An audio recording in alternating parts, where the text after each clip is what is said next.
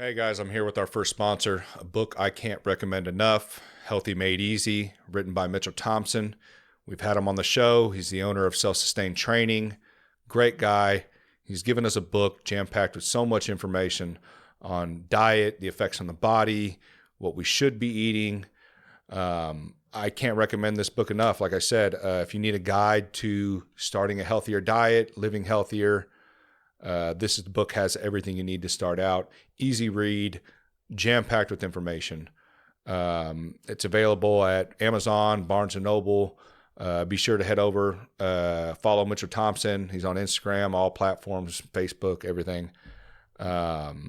Check out his documentary. That as well is very eye opening.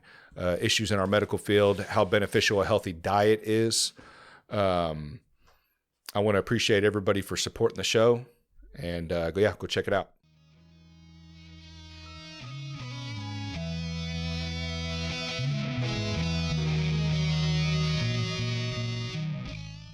I'm good. We're on this rock for Right. short amount of time. Just a couple seconds. Yeah. So, Yeah.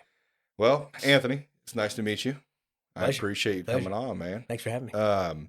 I've been looking at your work for some time now. Been really deep diving this week on a lot of your stuff, man. Neat stuff, man. Like Appreciate the sports, it's called sports art, I guess. Sports art. Yeah, sports art. Yeah. What kind of got you going down like the sports route? You know what I mean? Like I seen you have some trucks that you used to, you've done some murals of artists and stuff like that. yeah. So why the sports art?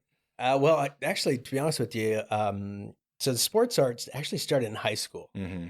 and I did a couple projects in high school, and they were, pretty much horrible in high school, like a lot of people's work Yeah.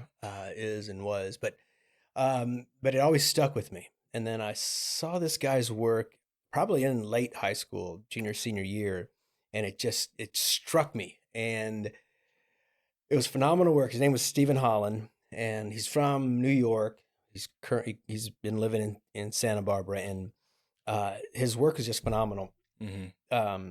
And after high school, I just couldn't figure out my own background, my own style. Yeah.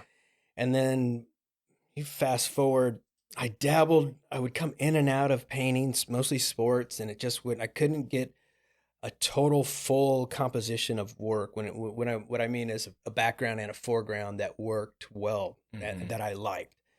And then I said, you know what? I'm going to try to mimic this dude's style. I love his style because it's sports up front. Mm-hmm. And then he has abstract painting in the back, but he also adds graphics. And I'm a graphic designer. Is that a little controversial to kind of mimic, or is that kind of like who you get influence from, basically? No, I don't think so. I mean, every artist, whether it's graphics or painting or even music, any level, they're like, I want it to be such and such. Right. One of the bands I listen to is Pearl Jam, and Eddie Vedder wanted to be. He wanted to be the lead singer of Who. He loved the Who, and he also wanted to be Neil Young, and that's where he was going for. Oh, sorry about that. No, you're good. And so, you find those people. You mean sometimes people want to be their dads, and you find that person you want to mimic their work. Uh-huh. Nobody ever is exactly what that is, but you find something along the path that helps you with you, and John Mayer wanted to be Stevie Ray Vaughan. So you find that person whose quality of work you like, and you try to get to that level. And in my case, I'll probably never get to that level, but I'll tell you, man, the road and the path that I've had the last 13 years, it's been a learning experience, but it's also been a lot of fun with people. That's just I've where met. it kicked off, right? It's about 13. Actually, about 12, 13 years ago, my kiddo was going to go, she was probably in 7th grade, and she was going to go to high school, and we had to figure out what high school she was going to. Right. And I talked to her mom about sending her to a private school, and her mom was like, I'm not spending any money on private school. You want that to happen, that's all on you. And I was like, no problem, I get it. And so I was just going to have to take a part-time job. I was going to be a barista. I had a friend of mine who was a manager at Starbucks, and she's like, "Hey, you're in here all the time." My favorite coffee joints, oh man, I love it. And I love Starbucks. And she was like, "You're in here all the time. Yeah. We need a shift manager. Why don't you just let me hire you? No paperwork. I mean, no interview, you're good. Really? Just let me know what hours you can work. And I said, you know what? I've started this painting thing, and I have failed on a handful of other mediums, web, trying to get a team of web designers to put out some websites, and also a comic book. I try to put a comic book together, and so I would gain momentum, fail, and so I needed to get a part-time job, but I started this painting thing, and I was getting asked to be a part-time shift manager at Starbucks, and I said no. I'm going to follow this all the way through. This is going to be my last shot. I'm going to give this painting thing one more try, 100%, more than I have in the past. So that was your main job, is painting, or did you have a main job and a part-time job? I've been a graphics and a web guy for a park and rec organization for the last. So that was your main gig. Going on 19 years now. Gotcha. Yeah. Gotcha. Yeah, but and you're still there. Yeah. Okay. Yeah, cool. But that wasn't paying me enough to cover bills, the bills, and then her potentially going into high school. So I figured I'd go work part-time job, get the check, give it to school, and just do that for 4 years, and deal with college later if she goes to college. Yeah. But before I took that leap, I said, I was watching this TED Talk, and I think the guy's name is Larry Smith. I don't even know. I think he's Canadian. And he's a professor or something like that. And he was giving this talk to, I think, students. And he was like, basically what it came down to is you can't tell your kid to take a risk in their life if you don't. Yeah. It's like telling that kid to not smoke and you're puffing a pack a day. Right. You know what I mean? Yeah. So I sat down and I'm like, I can't tell my kid to go out and be an entrepreneur or take the risk or, go do that thing that's not the norm if I don't at least try it 100%. Yeah. And if I fail, I'll get a part-time job. We'll take care of school. And I don't know, grace of God, I got one little painting. I got another painting. I got another painting. And it just, and before it was like Disney. Olaf or one of the princesses or something like that, or Ninja Turtle drawing. Were these like requests? These were all commissions. But I was still doing the Royal stuff. I started doing the Royal. This was in 2013. Okay. So they were almost in the World Series. They were kind of going to the playoffs around that time? Well, they were on the verge, but they kept losing these 1-run, 2-run games. Yeah, because 2015 was the World Series. 15 was the World Series that they won. 14 is the one that they lost. Right. Yes, San Francisco. Yeah. Yes. So I kept getting these small gigs, but I was doing Royal stuff, and people were seeing the sports art. And this one guy out of St. Louis called me up and said, hey, man, a friend of mine's a 1972 World Series pitcher. And he comes into town every year. I want to go ahead and get a commission from you. Excuse me. What's it cost? I gave him this number, which was the most I'd ever, made, which is nothing compared to what they're worth now. And he said, sounds good. I sent him a PayPal invoice. He paid half down. I was off to work. And you're like, damn, I should have shot a different number. Well, I do that every time. And I'm sure most people do that every time. But it was the most money I had made for one piece of artwork. And it probably took me, I don't know, 2.5 months. Damn. Which is longer than what it should have, but it was my first one. And it was done. I was done. He paid for it. I sent it over there. He loved it. And then right when that was done, a buddy I knew from growing up, he lived in Lawrence. He said, hey man, I want you to do a painting of my dad. He played football and he was a leatherhead. And he goes, we've got a clip, a photo from the Kansas City Star that he won on the championship play, the game-winning championship play. The Star took this shot of my dad. Really? And he goes, I want that. And I want to give it to him for Father's Day. I said, dude, send it over. And did it, gave it to his dad. It's up, I believe it was on his mantle. And he was a leatherhead, so he wore the old school leather helmets? Yes. Damn, long time ago. Yes, long time ago, yes. And I believed, his dad was tough as nails. Yeah. And I could see that his dad was a freaking championship football player because he was just hardcore. But anyway, that's awesome. So that's how it started. So we went from there to there, and then another one, and then another one. And then the Royals hit in 14. I started doing shows, showing off my Royal stuff. Started selling limited edition stuff. How'd you start showing your stuff off though? Like what did you? So the big plan was before the Royals season started in 14 was to go out and do 5 paintings, 5 Royals paintings, which was to me the core, which would have been Gordon, it would have been Moose, Hosmer, Salvi, and Lorenzo Cain. And I was going to do 5 paintings and then finish them and then go and find places to show them, invite people to come in via Facebook, and hopefully get commissions. Gotcha. And if I could, sell a print or 2. Well, every time I started a painting, somebody wanted a different painting. So I would start, like, my first one was Lorenzo Cain. But then when I was doing Lorenzo Cain, somebody would ask, well, I see you do a painting of this. Do you do paintings of, Disney characters? Yes. Or do you do paintings of comic book characters? Yes. Yeah. I would do those which were commissions, while I was doing the Lorenzo stuff, the Royal stuff. And then the Royal stuff would finish, and then I'd make some limited edition prints, put them online, sell those, go to the next player. But in the process, I was getting commissions. So I was juggling 2 projects at the time, plus work, and raising a kid, 50-50 with my how the hell are you doing that? How are you? Not too much sleep. Didn't sleep. Caffeine and sugar. Yeah. So I'm sucking down coffee. Explains to Starbucks. Yes. Gotcha. And so then it just sort of snowballed.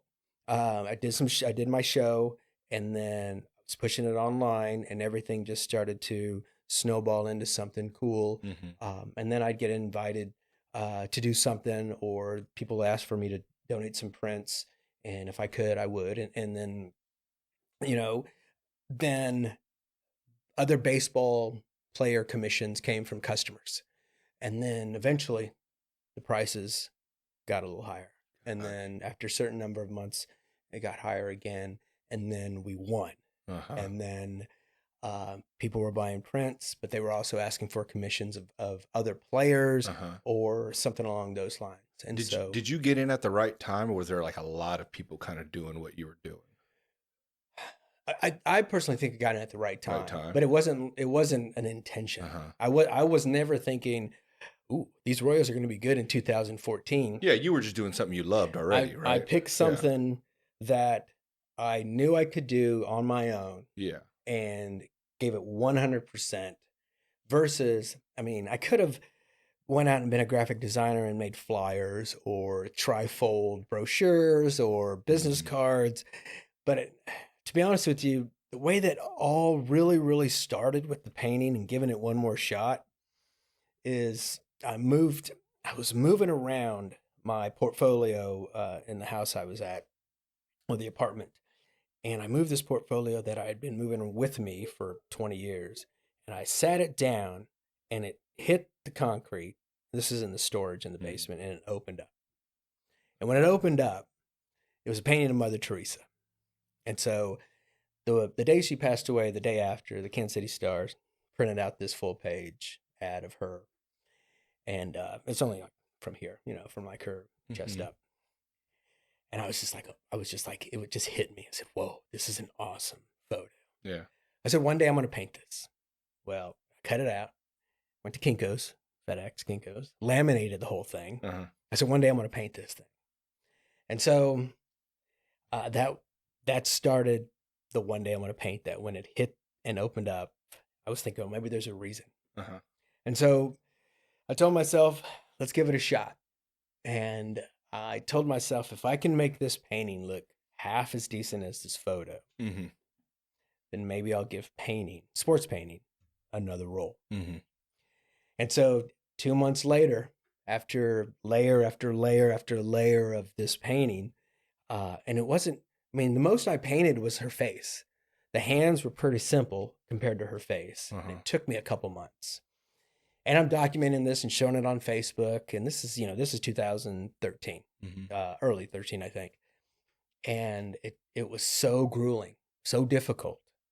But yet I learned so much in those 2 months and when it came out and it was finished, I was like, you know what? I think I can give this sports stuff one more try. But like this painting I just did, I got to give 100% to every painting I do, even though it takes me 6 weeks, 8 weeks, because I'm kind of impatient, especially with the amount of time I don't have. Is that normal for a painting? Like, I don't know if you've talked to other artists. Well, I don't know, but I know it's normal for me with a full-time job, Right. spending, 50-50 with the kid's mom, Right. and everything else I have to do. Yeah.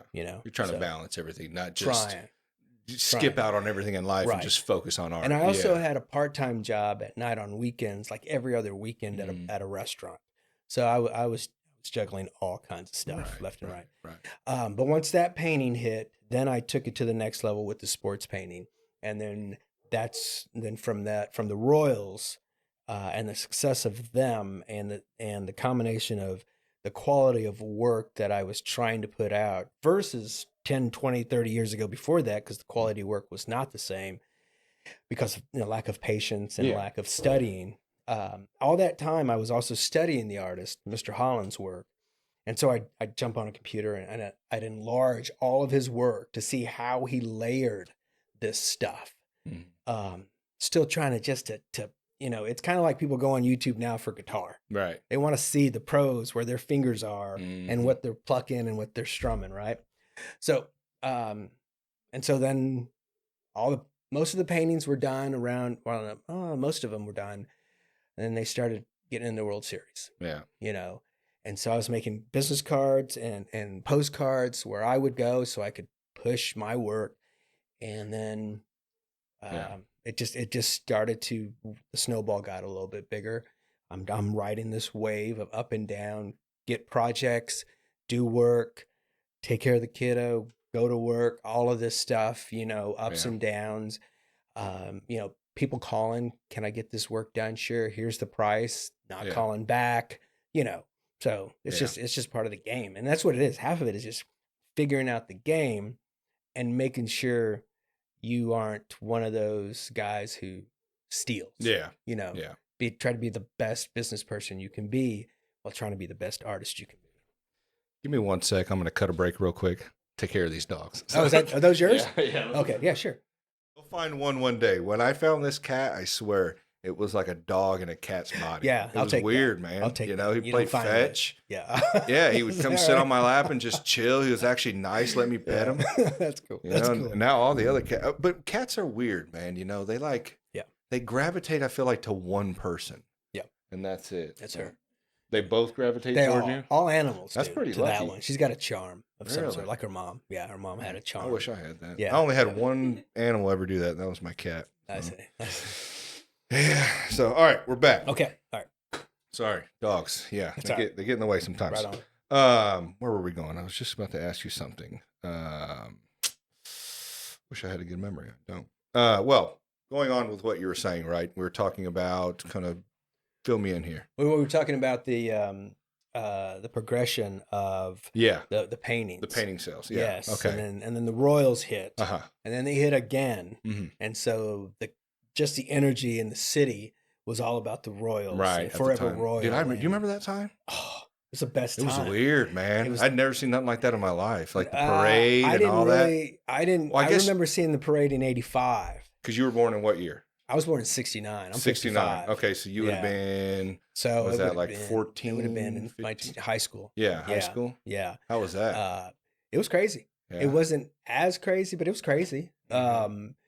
Did they have a big parade like that? Like they had a parade down a street, and people lined up on the streets, and that was usually the tradition across the country. Mm-hmm. People would line up on like Main Street in their town.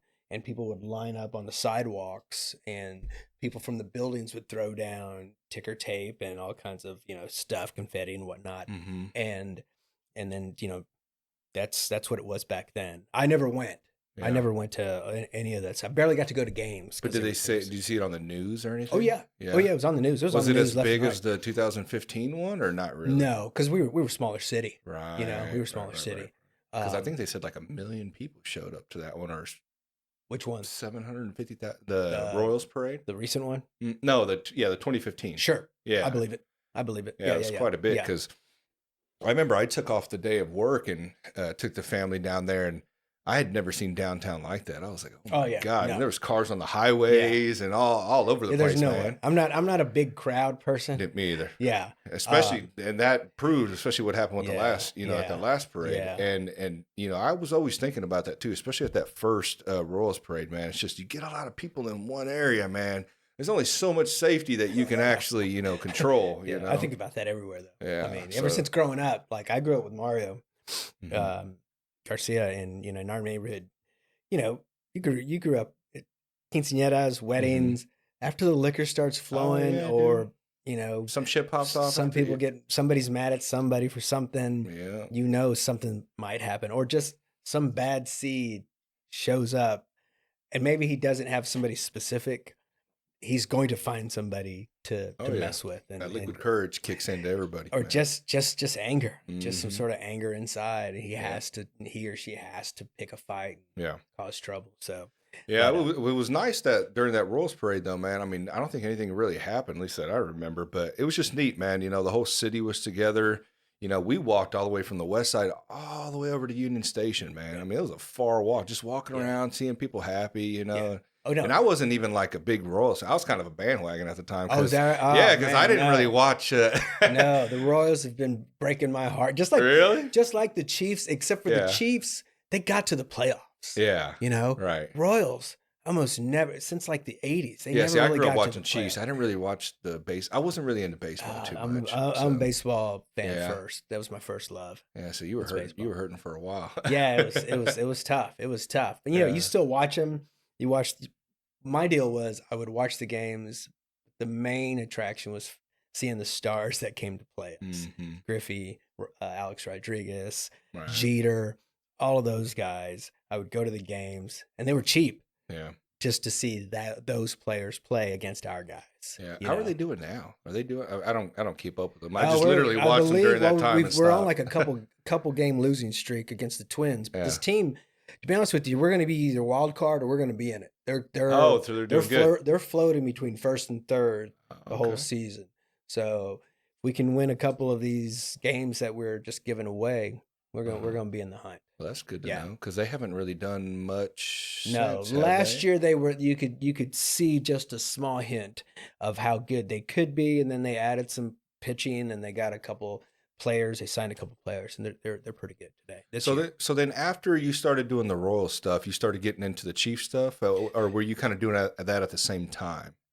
No, the Royal stuff kept me kind of busy, and then also the non-Royal stuff that I would get, would kept me busy, and then. So 16, 17, the Royals started to decline. Mm-hmm. And then, this kid, Patrick Mahomes, shows up. And, and I was like, you know what? And people were saying, you're going to do a painting of Patrick Mahomes. I said, well, he's a rookie. I don't know. And so a friend of mine asked me to show up at a charity kind of deal at Arrowhead in the parking lot. Mm-hmm. And because he would do sketches on paper and hand them out to people there. Who, Patrick Mahomes would? No.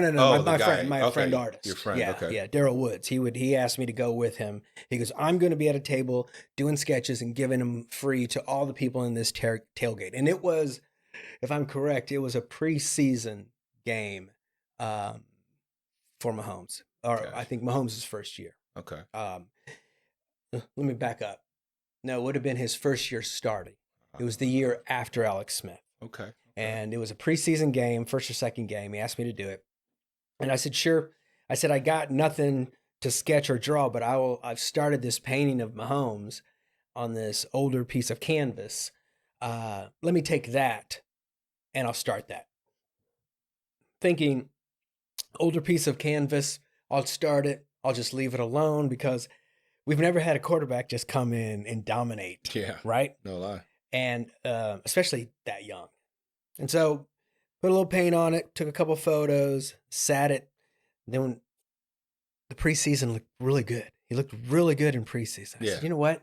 Maybe I should add a little bit of paint on this. And this is the first Mahomes that I would do, that I ever started. And so season started, put a little more paint on that. We won, put a little more paint. And then through the weeks, he looked really good. Really? So I just kept putting more paint and more paint. And I said, okay, I think I'm going to probably finish this sucker. And then, what was it? Early October.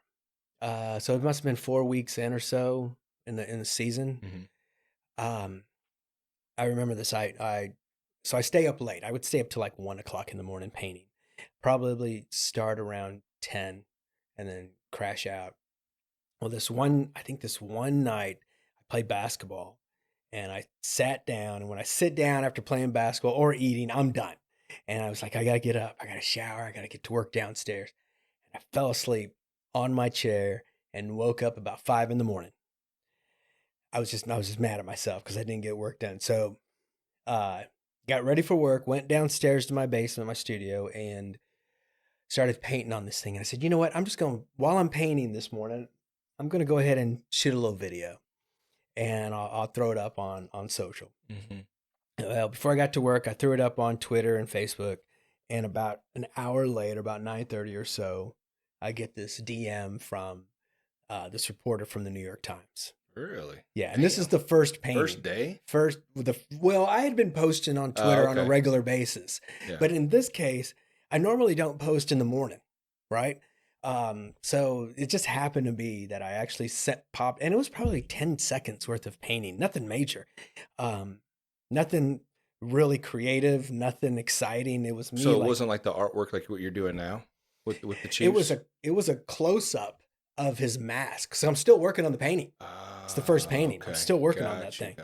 And I just threw it up there on Twitter. And then an hour later, this reporter from the New York Times said, hey, I'm doing a piece on people of Kansas City, just regular people, as well as other people like the mayor and radio host and whatnot. You mind if I come to your studio and check out this Mahomes painting you got going on? And I was like, sure. He shows up a few days later. We chat for about 2 hours in the studio. He actually he's from New York. I think he's a Mets fan or Yankees fan, but he saw my Hosmer painting. I have a Hosmer, the sliding head first against the Mets. He saw that. We talked a little bit of baseball. And we talked football and this Mahomes kid, and really great conversation. And he said, if everything goes well, after we edit it, should have it out on like the 18th or mid-October, a couple weeks. I said, cool, just let me know.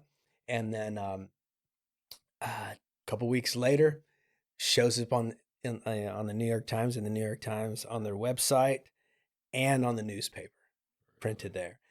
And 2 days later, and it was about 3/4 finished. 2 days later, I got an email from somebody in Manhattan, New York, sold the painting. Really? It was that quick. Damn. Yeah. Yeah. And definitely again, motivation to finish it, right? Yes. Well, that's what I told him. I said, hey, it's not done, but it will be done. Just I'll let you know when it's done. Put your down payment down, and we'll take care of the rest. And that's how it worked. And then from then on, it just kind of went from painting to painting. And so it worked. And you just kind of went to different players too at the same time? Yeah, I would come up with, I'd find a reference that I liked, and then I'd go into Photoshop and I'd create a background that I liked, because I incorporate, that one I didn't incorporate any names or words in the background or any sort of graphics. It was mostly just paint, just dripping and smudged all over the place, which is the style of Mr. Holland, of the work that he does. And I love, so, and that's what I've been doing ever since the Royals. That's the guy that you said was he's from New York, but he lives in California. Yeah. Gotcha. So I've been trying to feel, comfortable with that style and figuring out colors and layers and thicknesses and all this other stuff that connects and works with the player, the athlete in the front. Then I started adding letters in the background and other graphics in there as well. So are you doing that digitally first and then? Yes, I'm getting a layout first visually, because in the past, I would actually print out the letters on paper, cut them out with an X-Acto knife, and then tape it onto the thing, and then spray paint. Definitely whatever. Time consuming. Yeah. Big time. And so now I've got a budget where I can purchase stencils, plastic stencils out of town. They ship them over to me to size. I place them on there, and I can reuse them if I need to. There's stuff that says Kansas City or Mahomes or World Champion. The ones I would probably use most of the time. Yeah, it's a whole process. It's just figuring stuff out. Yeah. And if you have the budget, great, because these things are a whole lot more expensive than actually printing something out, at the print shop on paper. That's awesome. Yeah. One of my favorites, I was going to tell you, was of that truck. What's the backstory on that green truck? So that's another thing is that this painting stuff, it leads to other things that I have no idea. So that was a commission job. Yes. Okay. Yeah. A buddy of mine I went to school with in high school, he just bought himself, I think it was a 51 truck, and it's beautiful, gorgeous. Yeah. And he purchased it, and he's like, "You do trucks?" I said, "I don't, but I can." Yeah. And he's like, "This is what I'd like." He shows me this photo, and I'm like, "Yes, let's give it a shot." And so, yeah, I did it for him. He loved it. And then, just, I think it was last year, somebody wanted me to do one of their jalopies. It looked like, I call it a jalopy, but it's one of those cars that's just like a 2-seater. And then there's the small wheels in front, it looked like, and the bigger wheels in back. I don't think I've ever seen one. Yeah, there's a name for it. I just don't know like what it is. Like a slingshot? Is that what they're called? I don't know. No? I don't know. But another car commission. Really? So yeah, and then then I get requests to do portraits of I've seen people. The Kurt Cobain one. Cobain is one because I just, to be honest with you, what's his name? Kurt Cobain? Yeah, it was Kurt Cobain. Yeah. That's what it was.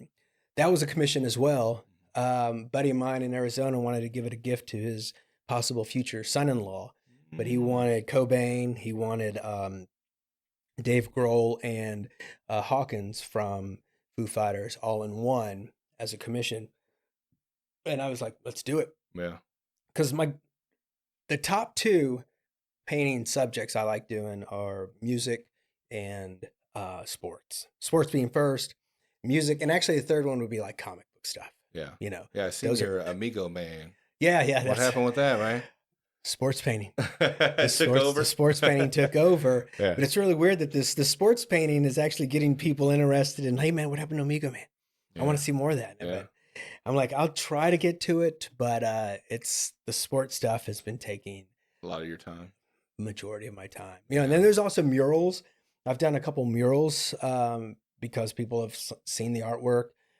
So it's really wild where this sports stuff has taken me when it comes to artwork, but also with like meeting people. Yeah. Networking. So, well, just not so much networking, just meeting them. Mm-hmm. And it's not even for like, well, I guess meeting them and then potential business. Right. Right. Yeah, because it could be friends and businesses as well. You know what I mean? Sure. It's not just business. I'm sure you've created some great relationships, through your artwork. Mm-hmm. So yeah, that's pretty neat. Is there any other art you've thought about doing other than sports? And I know you said sports and music is kind of, or was it music you said? Well, it's sports art and art of musicians. Art of musicians. But is there like something that like you haven't, like, it's kind of like in a book sitting on your dresser, you're want to dabble in it, but you just haven't. That's weird how you ask that. Yeah. If I could take the step back and go back 30 years or so, I would attempt to either write or mock up or create animation stories, cartoons, or animation movies for Pixar or Disney. That's awesome. Or something like that. Do you kind of have something that you've been... Well, the Amigo Man is the closest. Amigo Man's the closest? Yes. So do you have like an actual, are you actually creating a storyline on that, or is it just illustrations right now? No, it's all, I've created, I've published about 5 books. Oh, so there's, okay. I've created probably 6 characters. You have the main character, you have his grandfather, you have a teacher, a colleague teacher, and then you also have the villains. And there's about 4 villains. And then when was that released? Oh man, periodically before 2012, 2013. Oh shit, so it's been a while. Yes, I think I started like in 96 out of college. Yeah. I just came up with the idea on the way home from school, and then just sort of kept trying to build it throughout the years because of work and other stuff I was doing. So, that's neat, in the 90s and late 80s, a lot of the time in the summer, my freer time was fast pitch softball. So I played that. Yeah, I talked to Mario. So were you doing the same leagues he was in? Yes, played the same leagues. And I think for a year, I think I played with him, maybe 2 at the most. And, we played the year I played with him. We were playing Tuesdays, Thursdays, and I think we were playing Wednesdays, Fridays. We were playing 4 days during the week and then weekends. Yeah, I actually have a guy named Gene Chavez. He's been on the show. Oh, Dr. Gene. Yes. He's coming back on. I can't remember when I have him scheduled here soon, but he wants to talk about the history of fast pitch softball. Yep, fast pitch softball. Yeah, and here in Kansas City. So yeah. Oh, it was booming in the 80s. That's what made me want to do it, because my uncles did it. We would go hang out with him and watch them play, and we'd play around in the playgrounds while they played, and these dudes. These guys could play. So it's going to be pretty neat. I don't know if we're going to talk about that. There's a couple of other things that he's done as well. But yeah, before I had him on, he mentioned that. He was like, yeah, I seen your podcast with Mario Garcia. He's like talking about softball. He's like, that's pretty neat. There's a lot of history behind that here in Kansas City, which I didn't even know of. I knew some guys that are from the West Side. They play a lot of softball and stuff like that, but I didn't know how far back it actually went. It was 20 plus teams every week, every tournament back in the day. Yeah, it was awesome. I love playing. I miss it. Do you do anything now or no? You know what? Up until about maybe 3 years ago, I was playing. Well, let's see. About 3 years ago, I was playing basketball about twice a week. Really? You could fit that in your busy schedule? I had to. And have then, some type of outlet. And then probably, let's see, so that would have made me like 52 or so. And then from like my 51 to about 35. From 35 to about 51, I was playing, let's see, I quit playing softball probably late 30s. Yeah. And then it was all basketball. Really? What got you into basketball? Is that something you played growing up too? Oh yeah. Okay. Well, I sucked. I sucked in grade school and in high school. Yeah. And then when I was out of high school, I played a little bit at college, in the gym. We just for recreation and with the guys. And then after school was over, after college was finished, I was home. So I worked at night, like 3 to midnight. And so I would go to the gym. The gym was open. So then I would just use that whole gym to run back and forth on shots and practice free throws and whatnot. And then, with Mario, he played in a league, and I think I played in the league in the neighborhood league like 1 year, one season. Right. But he played on a regular basis. So I would practice with them. They would have practices where they play 5-on-5, and I'd run and gun with them. And then just the skills got a whole lot better. I don't want to say perfected, but I worked on a backboard shot that nobody could compete with. And then I got older, didn't play with those guys anymore. And I joined a gym where I'm at. And then I ran with a bunch of dudes in the morning. And then the younger guys would play with the younger guys, because I'm starting to get older. I'm in my 40s now. And the thing is I learned I may not be I couldn't jump the highest. I couldn't even run the fastest, but I could hustle and beat them down to the corner of my shot where I took my shots, and I could get there faster and play harder defense. And the teams I played on, we did okay. No, I think that's good, man. You got to have some type of outlet. You know what I mean? Like some type of sport or hobby or something, man. You can't just. Some of these guys I know, they just work, and that's all their life consumes. Which, I mean, if that's your thing, I guess. Yeah. But to me, it's like you should have something for yourself, like that kind of where you're not having to think about other things. It's just that, right? I mean, we were looking at your gym, and we were just chatting. Maybe we gotta make some space in our basement, to put something down there. It's nice. It kind of cuts out the drive. You really don't have any excuse other than you don't want to walk 15 feet downstairs. You know what I mean? So it kind of cuts out the whole. I don't want to drive to the gym. I don't know if you have a TV or anything, but you throw a TV in there, that you got really no excuses. So, exactly. You can watch a game. You can watch. Netflix. You can throw. You got to have a TV in the gym. Man. You got to. Yeah. But. So. Yeah, I do miss the gym though. I like going to the gym, being around people. Because at the same time, it's nice to grind, but it's also nice to be around other people that are trying to achieve the same goals. Right. Kind of get that energy that's kind of flowing in the room. So or a little bit of motivation. Yeah, a little bit of motivation. I get it. Yeah. I get it. And Now you're a jiu-jitsu guy, right? Yeah. So what are you hitting? You're going a couple times a week? Yeah, I go about I want to say 3 times a week. It just depends on the week. Sometimes I'll go 4, sometimes I'll go 2. It just depends, man. Jiu-jitsu's no joke. It's not, man. It's fun though. It's fun. Oh, it looks like it's fun. Yeah, it's fun. But everybody thinks like, oh man, I'm gonna go and I'm gonna get, beat up or hurt. That's not how it is, man. If you go there to explain to them, hey, I'm whatever years old. I got other stuff I'm doing right now. I'm not trying to break my arm or anything. Right. They're not going to pair you with some guy who's going to just beat your ass. Yes. And even then, most of those guys are going to be respectful. There's going to be probably from time or two, none at our gym that I can recall. Everyone's pretty cool. You know what I mean?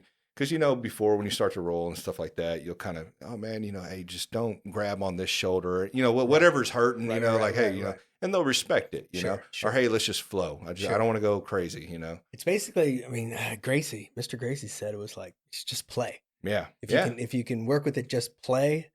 But they also call it the gentle art, and it's not like I said, it's not always so gentle. But it's not like break or hyperextend, but let them know you're there and that you can get to where you need to be, dude. And I recommend it for men and women.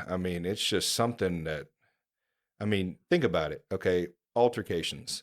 You don't really get into very many altercations throughout your life. You know what I mean? Right.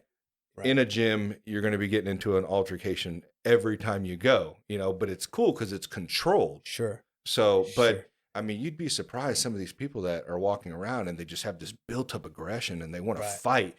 And it's like, as soon as you grab a hold of them, I don't know what to do, like they freak out or they just start going crazy, and that's why I've always promoted jiu-jitsu, for everyone to at least try or, go do a week trial class just to see where you're at, no matter what age, go try it out. And you will be humbled and go, okay. Oh, sure. Absolutely. I don't know shit. Absolutely. It's like any sport. And everyone's like, well, it's just grappling. No. What does every fight end up on? It ends up on the ground. Right. Somebody falls over, somebody gets tackled, you know what I mean? And that's the beauty about jiu-jitsu too. You're not taking shots to the head, every time you go, it's I would say it's a little better on the body than, if you go to a boxing or, Muay Thai class or something like that. Oh yeah, definitely. Yeah. Definitely lighter. So I have no disrespect. Muay Thai, yes. I love Muay Thai. So. Yeah. No, I started following, I'm going to mess it. Henner? Yeah. Henner? Yeah, Henner Gracie. There's Henner Gracie, Helian Gracie. There's all a bunch of them. Yeah. So I think the Brazilians pronounce their R's as H's. Yeah, so I think it's Helio or something. Helio. Okay. Well, Helio, I don't know the whole lineage of the Gracie. There's so many of them, but I think Helio was like one of the first, the guy from a long time ago. Okay, then it's not him. It's Henner's brother, Royce. And not Royce. Hoyce. Yeah, I think Hoyce. I don't know, dude. I'm not going to sit here and act like I know everything about the Gracies. It's the two younger ones right now that are pushing the Gracies business. Oh, really? Yeah, and I know Henner's pretty popular on YouTube. Yeah, Henner pushes the backpack. He invents a lot of stuff, which is crazy. It's really cool. He invents that the backpack jacket stuff, which is cool. And then his other brother, his brother, and I'm spelling. I always mess up the name. Hey man, you probably know more than me. He came to the studio. He came to visit the studio because he's friends with he trains Tamba Ali from the Chiefs. Oh, really? So I got to meet him. We hung out for a bit and had a couple meals together. And I'm trying to think of who that was. I swear somebody just did a Hickson's or a seminar. I just don't remember his name on who that was. Well, he comes to Kansas City not only to train with Tamba Ali, but he also has a Gracie. He has a school here? School here, up in, I think it's Overland Park. Yeah. Really? Yeah. So Overland Park. He dropped in after, a couple times after the pandemic, after 21 or so. Yeah, because I've only been at Helian Gracie, I want to say a year and a half, whenever they opened. I think it was about a year and a half ago. I had no clue about the Gracies at all. I'd heard of them. I remember UFC like 1 and 2, Yeah. That's about it. I didn't either until I started looking at Instagram and started seeing these guys. Mm-hmm. I started following them, and they were really cool. I really like they made it as if we're not trying to kill people. Yeah, we just want to teach people, give a little bit of confidence, and it was kind of cool. Yeah, man. And those guys, man, the technique's amazing. It's really, it's so smooth. I know. I tell people, I'm like, hey, go roll with a 6-month white belt. I mean, and you will get trashed. And now imagine a black belt, Yeah. I mean, Right. I roll with these guys, man, and they just throw me around. I used to roll with a guy who was probably like, I'm 215, 220 pounds. This dude was like 160 pounds, black belt. Just didn't matter. No, didn't matter. No. And probably, I think we're probably like 5 or 7 years in age difference. Didn't matter. Yeah, no. Threw me around like a rag doll. Mr. Gracie was, he's training Tom Ali. Yeah. And yeah, what is he? 300 pounds at least. And 6, Mr. 7? Gracie's probably about a 190, maybe 205, 205, and he's able to handle them, know. Dude, so we had Helian Gracie in, which is the guy from our school. He has schools all around the United States, all around the world, I think. But his headquarters is out of Florida, and he had Hogan, who is his son, come up to our school and did a seminar for us. Okay. And this dude's like 6'7". He's huge, real, but skinny, but big, Sure. And he rolled with like everybody there, and just I don't even think he broke a sweat. I didn't even see him sweating. Right. I mean, it's insane. It's amazing, these guys and what they know and how they can work the magic. Yeah. But it's training. It's if not daily. And those guys are on a whole nother level, man. That's their life. You know what I mean? Their lifestyle. Yes. And that's one thing too. It's like when people think that they go and it's like your basketball. Like you do it what? You said twice a week, probably. I did it twice a week, and before that, it was close to 4 to 5 days a week. Yeah. But see, but it's okay. Like, if you have time to do 4 to 5 days, that's cool. But don't make your hobby your life. Like, have your life set up. Take care of your priorities, so that way you can fund your hobby. Right. And then if you get 2 days, you get 1 day or 5. Whatever you can fit in. Right. So when people think that like, oh, I'm going to go do a martial art, or I'm going to go do whatever a sport, I got to give it my complete all. So it's like you're psyching yourself out already. Right. You're not going to do it. Just go and show up and do what you can. Yeah. It's better than nothing. It's just like everything. Yeah. You can't learn. You can't be in it if you at least don't show up. It's like, I mean, even in a basement, like you said, if I don't go 15 feet down to my basement, I'm not getting anything done or learning anything. It's just hard, man. That motivation is just hard. And dude, if people see me now and they're like, oh man, people that don't know me probably like, oh man, that guy has it together. Fuck, no, I don't. It took me years to figure this shit out, man. Like, I'm only 32, but it was through my whole 20s, I didn't take care of myself. I was drinking, just partying, I mean, I always was good at, going to work and raising my kids, and making sure bills were paid and they had everything they need. But I didn't do anything else. And, now that I've gotten older, it took me, I want to say around 27, I started going up and down with, I'd go for a year and then fall off, work out for a year, fall off, and then do this for 6 months and fall off. Yeah. But the thing behind it is, it's like, you just got to get back up. It sounds corny. That's it. Everyone says it, but like you got to, man. Yeah, can't quit. There's no quit. You got to keep trying, man. And you'll find, I think at some point you'll kind of plateau. You'll find your groove, find what works, and then it'll kind of just be steady. That's my art. Yeah. I mean, up and down. I wanted to be an illustrator. Yeah. Comic book illustrator, some sort of illustrator in college. Mm-hmm. Go to college, everybody is freaking really good. Mm-hmm. And then, did you go to college for art? Yeah. Oh, really? Yeah, I went to KU for my first time. Mm-hmm. I went there, partied too much, came home, tail between my legs, got a job, and then went to KCK Community College. Mm-hmm. Got a couple associate degrees there, and then went back to KU, stayed in an apartment with 2 of my buddies, and then finished out my sophomore year because I had enough credits to get into my sophomore year. Mm-hmm. And then went up for the portfolio review, and I passed all the classes, but the portfolio, you have to submit your portfolio your sophomore year to get to the junior, senior level, and they declined me. Really? Yeah. Rightfully so. Because I have that portfolio and I looked at it and I could see, well, okay, now I could see why, a 30 or 40-year-old teacher would say that you're declined. Yeah. I get it. I get it now But back then I didn't get it. But were you were teaching yourself art when you were younger, right? I mean, tried to, sure. Tried to? Sure. Okay. Yeah. Looking back on that now, I mean, you see there's a lot more behind looking back on that than now, what you had, I'm guessing. Well, in grade school and high school, looking back, I should have worked more. Okay. I probably would have I definitely would have gotten better. But what I'm saying is, did it come with age, or did you actually need the help being taught? Well, okay. So it came with trial and error, life experience of like, okay, things I've learned from my 20s and 30s. What did it take? It took me to figure out who did what well and what I liked, and then go after either talk to them or figure out how to learn from them. So in the case of painting, it was find out who the best painter that I think is, get his work and examine it and study it and break it apart, and then try to figure out how to implement it into my work.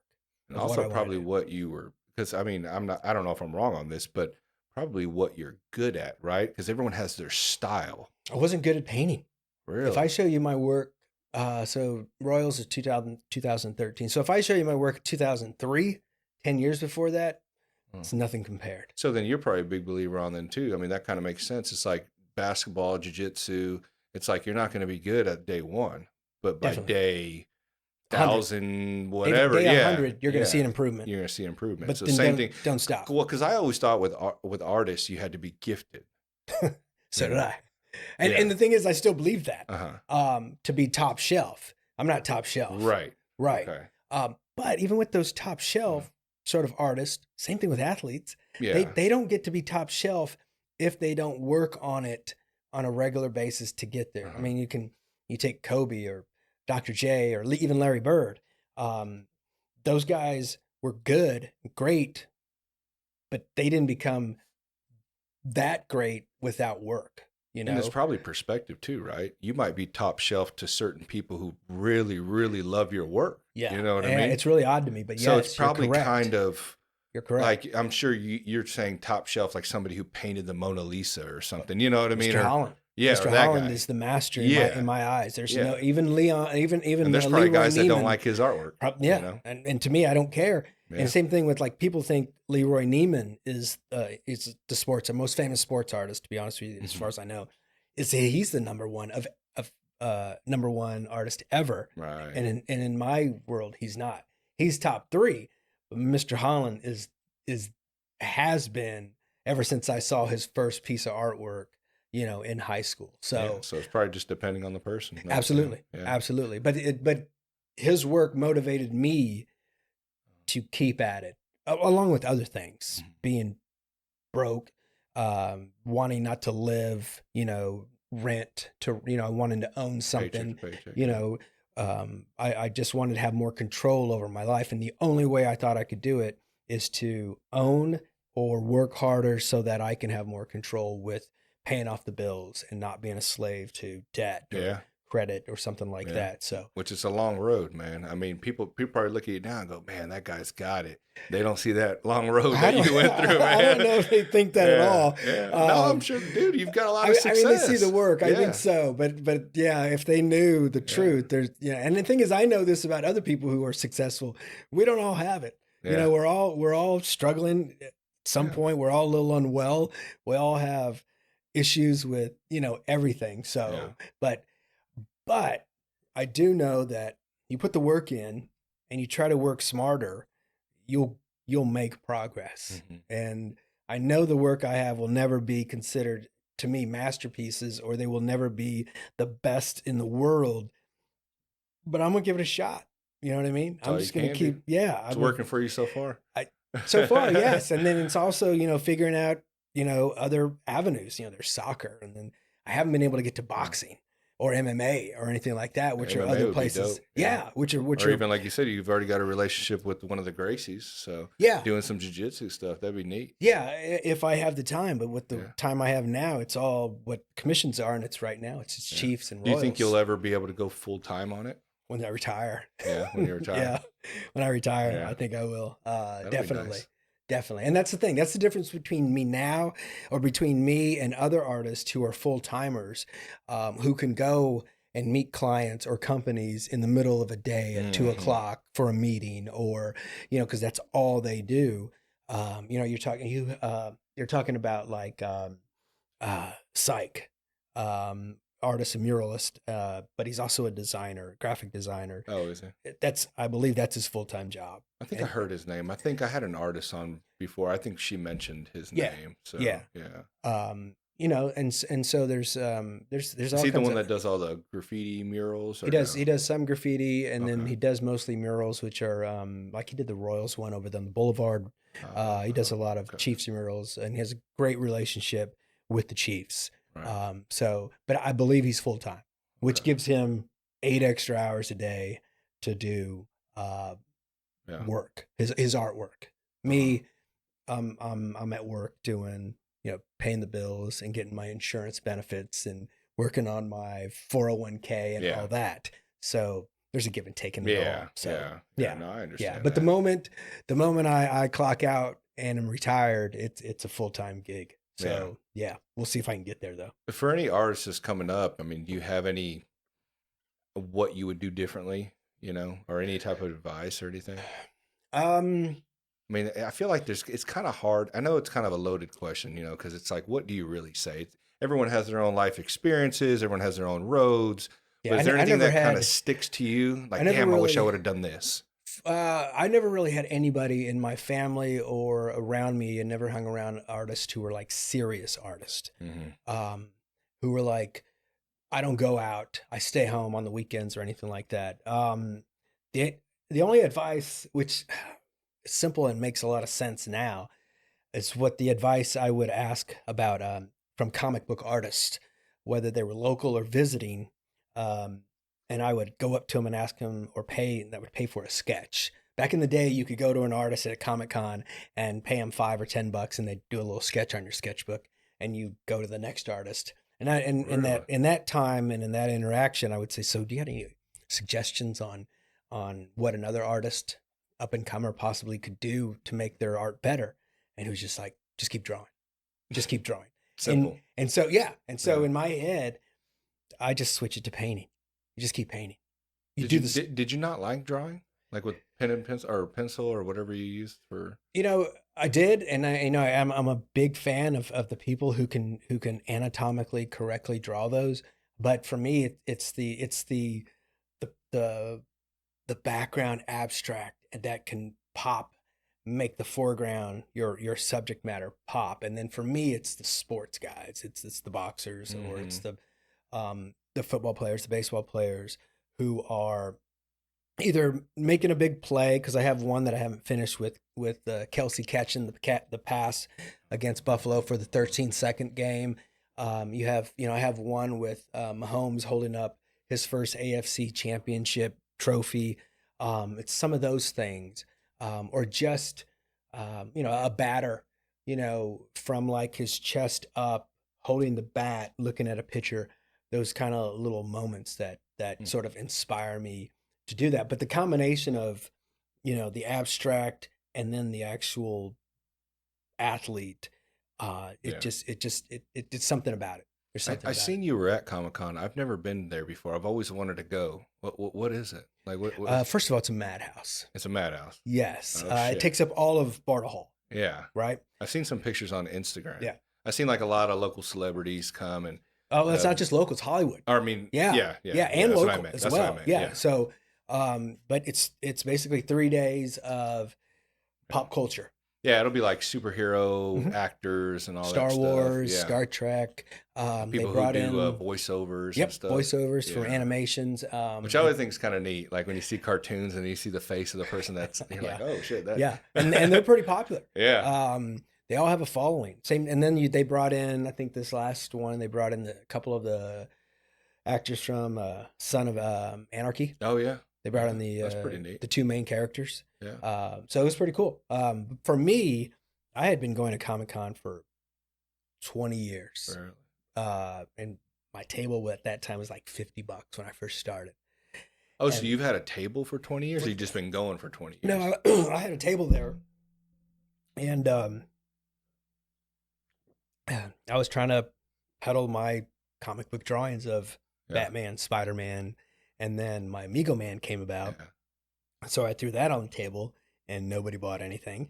And so I would just try to peddle my comic book drawings. You know, they were all pencils or inks, no painting. Never did any painting back then. And then if I did, I tried, I failed, and I went back to comic book art. And then, so I would pay every year to go, and I never really got noticed by comic book fans or the guys who threw the event. And so one year, I think it may have been 2013 or 2012, I was like, you know what? I'm done spending all this money for banners and postcards and business cards and prints. I'm not selling anything. You're spending more than what you're actually, Right. So I said, I'm not doing it. And one of my buddies said, hey man, bring your Royals prints. You can have half of my table. So I brought my crate of prints, put them on there, put a piece of paper that said $20 a print. And then boom, I was just selling Royals prints, right? No cards, no nothing. I'm just sitting there in a 3-foot area and his other 3 foot. Damn, you try to do it right and you're not getting any money. And so I made more money than I had made like the past 5 or 10 years just from like 4 hours of sitting there. That's funny. And then the next year happened the same thing. My buddy's like, are you going to do it? I said, nope, it's down the budget. I'm tired of spending all this money because it's just not working out. And he goes, I've got a couple tables you can have, show your work, do a live painting. I showing some of the work. I did a live painting and it was of Wonder Woman. Okay. Because it was Comic-Con and Wonder Woman was big at that year. Yeah. And I started it and 2 hours in, somebody came by and said, hey, is that thing sold? I was like, nope. I said, I just came up with this pose and this idea last night. Give it a shot. He goes, I'll be right back. Came back a couple hours later, put a little more work on it, brought his wife, tapped me on the shoulder, said, hey, we'll take it. And I was like, whew. It was a $1,700 painting. Damn. He came up to me and asked me, he goes, and how you much were is doing this? It live? Doing it live, and I just started the face. Nothing else. No background, nothing else. So how does that work if it takes you sometimes a couple of, I guess you're just doing little by little. Right. But this one, well, here's what I told him. I said, it's well, in this particular case, it wasn't a live painting as if I was asked or hired by the organization. My buddy said you could have 2 tables, do a live painting, show some of your prints, do whatever you want. Mm-hmm. And so I said, not a bad idea. Started this Wonder Woman, started painting. The guy came up to me and says, how much is that thing? How much are you going to charge for that thing when it's finished? I said, it's going to be $1,700. And he's like, give me a couple hours. I'll be right back. If anybody else comes by, call me first. And I said, okay. And to be honest with you, nobody else came by. They asked, but nobody was like serious. You can tell when you have a serious potential client. And then a couple, he came back and tapped me on the shoulder. He says, Anthony, we'll take it. How do we do this? And I said, put your down payment down. Cash. Put your down payment. I'll PayPal you. Yeah. Put your down payment down. And then when it's done, pay the remainder. And then we'll meet somewhere and I'll get it to you. And worked out like that. Don't you wish you had those problems? Just $1,700 painting.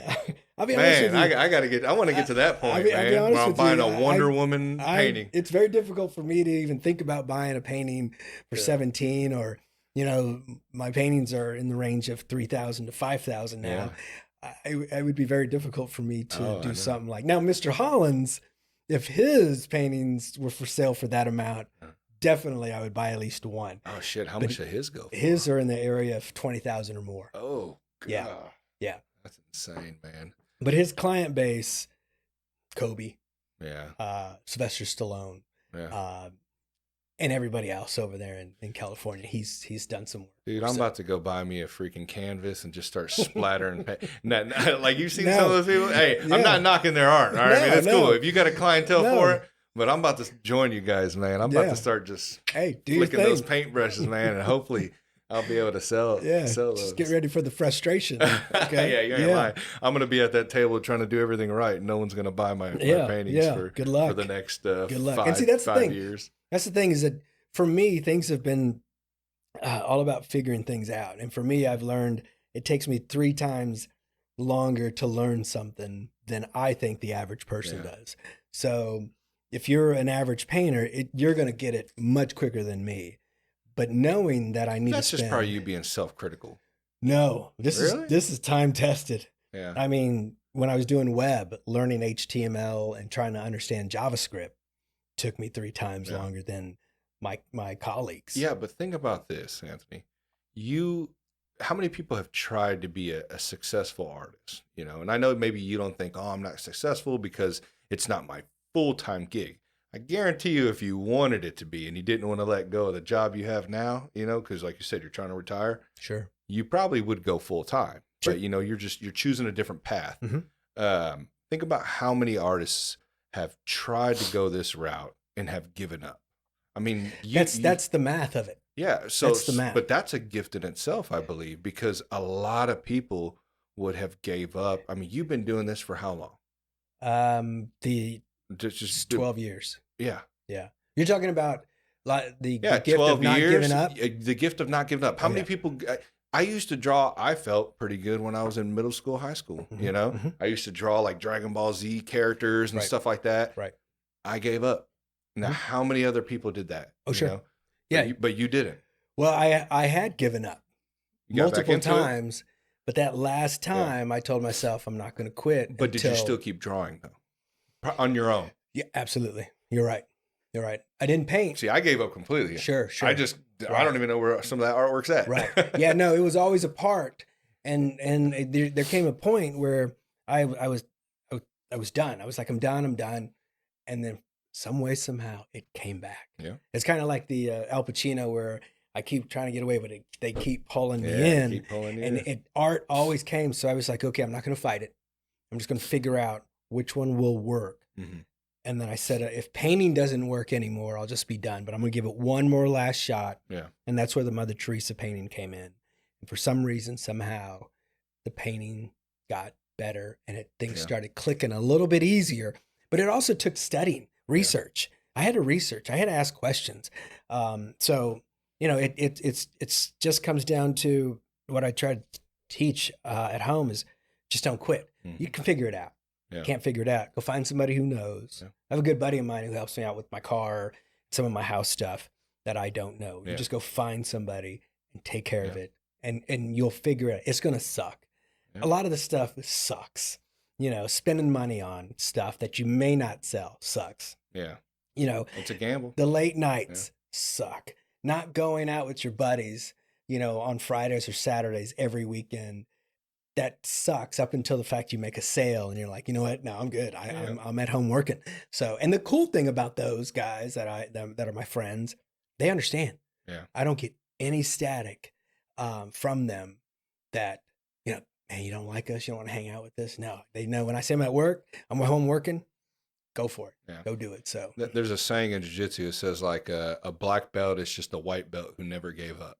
You know, I believe it. So kind of the same sense for you. You know, I believe it. You're finally the artist that you are now because you never gave up. Yeah. The only thing bad about that is I can only imagine, and I don't spend a whole lot of time of what I could have been if I had started 10 years earlier. Oh, but that's everybody says that, dude. I do that shit to myself. But all the time. but for some reason it wasn't meant to be. Yeah, it wasn't meant to be. And so, and I think it's better that it wasn't because I think I'm a smarter money manager, and I'm smarter with some of the customer stuff that I work with. Yeah. And thing is, 10 years before I started, social media wasn't around. Yeah. And social media is basically what launched it. Because no galleries ever came my way. There were no local magazines that wanted to put me in their magazines. I wasn't getting a lot of TV interviews because the work wasn't there. The work wasn't any good. And then the work was starting to pick up, get better with the Royal stuff, and social media started growing. And there's another wave that I just kind of jumped in on, and the Royals, social media, consistently working, paintings daily, probably 6 out of 7 days working at least 2 or 3 hours, sometimes 5 or 6, consistently staying at it. With the belief of we're not going to quit. Let's put in a couple more minutes, try to keep the TV off, put the music on, and keep the music going. And is that how you kind of get into your zone? That is my most productive time is with music. Music. TV, no. No. But music, I've learned if I put on the music, then I can focus a little bit more. Yeah, with the I'm like, artwork. I'm half and half. I'm like music, but podcasts, I kind of. I've yes, but it's like an 80-20. 80-20. And it depends on who's being interviewed with the podcast. Right. It's got to be somebody who's accomplished something, somebody who's motivating, somebody who has a good story, or somebody who has done something that I like a musician or an actor who's done some really good work, an artist of some sort. See, I'm weird, man. I think I've listened to just because I've listened to podcasts for so long now, and I mean, I had a job where I was consuming them 10 hours a day. Sure. So I could knock out a ton of podcasts. And now I'm to the point, and this is why I love like some of the local ones, like with the No Solutions guys and their podcasts. And even, I don't know how many are else around here in Kansas City, but I like hearing just average, normal people in their stories because it's almost like more relatable. Absolutely. Kind of those guys that are like selling. The motivation's cool, and I do listen to a lot of stuff like that. But sometimes it's hard to relate. You know what I mean? Yeah, and I get that. But for me, it's like, okay, their work, and it's not just the artists; it's also business people. Right. It's a combination. Yeah. But for me, it's like, okay, you hear their story, and you hear, like for instance, Eddie Vedder, Pearl Jam. He was, he had no father. He was a step kid. He was kind of lost, and he was a surfer. He wrote a lot of songs by himself because he's kind of a loner in a way. And then somebody heard him, and somebody gave him a tape, and he goes visit this group in Seattle, and boom, right? But he was kind of lost. Stories like that where, okay, those guys who had, sometimes nothing or were on the verge of something bad, they got to a high level, and then they talk about their work, the craft. And so there's just, I guess it's just a bit of inspiration and hope with that. But then there's also, people who are like me right now, in Kansas City doing, they're building, and they're on the move.